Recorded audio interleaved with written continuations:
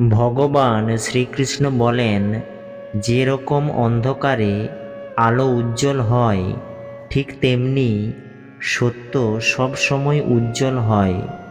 এই জন্য মানুষকে সব সময় সত্যের পথে চলা উচিত। যেরকম মানুষ তার পুরনো বস্ত্রকে ত্যাগ করে নতুন বস্ত্র পরিধান করে, ঠিক সেই রকমই আত্মা নিজের পুরনো শরীর ত্যাগ করে নতুন শরীর ধারণ করে। এটাই প্রকৃতির নিয়ম।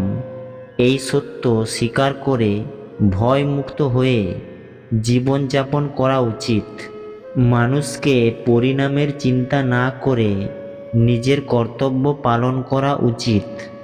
সবসময় ভালো কর্ম করা উচিত, কারণ কর্ম এমন একটি ফসল যা মানুষকে কোনো না কোনো দিন কাটতে হবেই।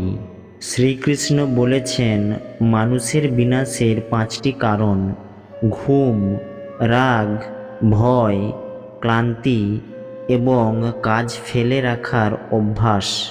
আপনার কষ্টের জীবনে আপনাকে একাই লড়তে হবে। এখানে সবাই আপনাকে নিয়ে ঠাট্টা করবে, কিন্তু কেউ সত্যিকারের পাশে থাকবে না। আপনার রাগ সহ্য করার পরেও যে আপনার পাশে থাকে, তার চেয়ে বেশি কেউ আপনাকে ভালোবাসতে পারবে না। নিজের উপর আশা কখনো হারাবেন না। যারা আজ হাসছে, কাল তারাও হাততালি দেবে।